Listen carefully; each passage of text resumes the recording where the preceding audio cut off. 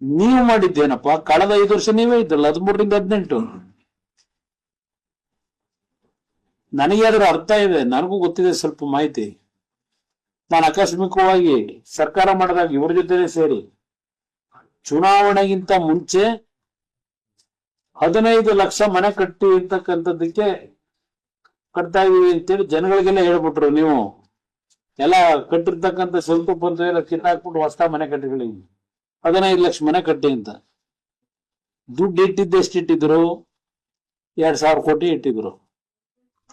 ಚುನಾವಣೆ ಹೋಗೋದಕ್ಕಿಂತ ಮುಂಚೆ 2018ರಲ್ಲಿ ಆರ್ಥಿಕ ಇಲಾಖೆಯ ಒಪ್ಪಿಗೆಯನ್ನು ಪಡೆದಿದೆ, ಯಾವುದೇ ಜಿಯೋ ಇಶ್ಯೂ ಇಲ್ಲದೆ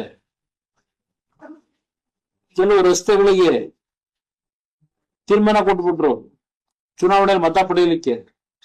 1,750 ಕೋಟಿ. ಯಾವ ಆರ್ಥಿಕ ಇಲಾಖೆ ಒಪ್ಪಿಗೆ ಇಲ್ಲ, ಏನೂ ಇಲ್ಲ. ಆ 1,750 ಕೋಟಿ ನಾವು ಬಂದಾಗ ಮುಖ್ಯಮಂತ್ರಿಯಾಗಿ ನಾವೇನು ಅಧಿಕಾರ ನಡೆಸಿದ್ವು 14 ತಿಂಗಳು, ಅದನ್ನ ತೀರಿಸಬೇಕಾಯ್ತು. ಅದನ್ನ ಕಾನೂನು ಬಾಹಿರವಾಗಿ ತೀರ್ಮಾನ ಏನ್ ತಗೊಂಡಿದ್ರು ಇದೇ ಸಿದ್ದರಾಮಯ್ಯನವ್ರ ನೇತೃತ್ವದಲ್ಲಿ. ಆ ಕಾನೂನು ಬಾಹಿರವಾದಂತ ತೀರ್ಮಾನ ಸರಿಪಡಿಸ್ತಕ್ಕಂಥ ನಮ್ಮ ತಲೆ ಮೇಲೆ ಬಂದದ್ದು. ಹೇಳ್ತಾ ಹೋದ್ರೆ ಹಲವಾರು ವಿಷಯ ಸಿದ್ದರಾಮಯ್ಯ ಆಡಳಿತದ ಬಗ್ಗೆ ಹೇಳ್ಬೋದು, ಚರ್ಚೆ ಮಾಡಬಹುದು. ಇವತ್ತು ಒಂದು ರೀತಿ ಮಾತನಾಡ್ತಕ್ಕಂಥ ಅವ್ರ ಪದ ಬಳಕೆ ಏನಿದೆ, ಏನ್ ಈ ಭೂಮಿ ಮೇಲೆ ಇವನ್ ಬಿಟ್ಟರೆ ಬೇರೆ ಇನ್ಯಾರು ಇಲ್ವೇ ಇಲ್ಲ ಅನ್ನೋ ರೀತಿಯಲ್ಲಿ ಇವ್ರು ಮಾತನಾಡ್ತಕ್ಕಂಥದ್ದು. ಇವತ್ತು ನೀರಾವರಿಯ ಒಂದು ಕೆಲಸಗಳು ಏನಾಗಿದೆ ಇಡೀ ರಾಜ್ಯದಲ್ಲಿ. ಇನ್ನ ನಮ್ಮ ರೈತರು ಇಲ್ಲೇ ಬಹುಶಃ ದಾವಣಗೆರೆಲ್ಲೇ ಮೆಕ್ಕೆಜೋಳ ಬೆಳೆದ್ರಲ್ಲ, ಎಷ್ಟು ಫಜಿತಿ ಪಟ್ಟರು ನಮ್ಮ ರೈತರು ಇಲ್ಲಿ ಮೆಕ್ಕೆಜೋಳ ಮಾರೋದಕ್ಕೆ. ಒಂದು ವಿಷಯ ನಿಮ್ದು ಗಮನಕ್ಕೆ ತರೋದು,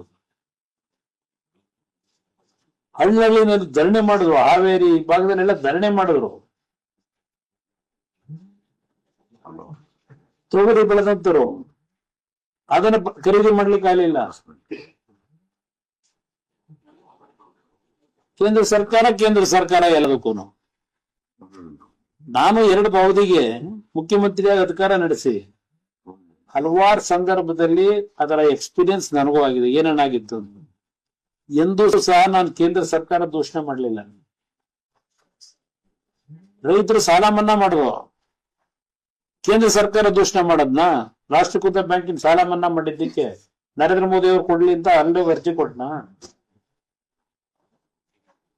ನಾವು ನಡೆಸಿದೀವಿ ಸರ್ಕಾರನ.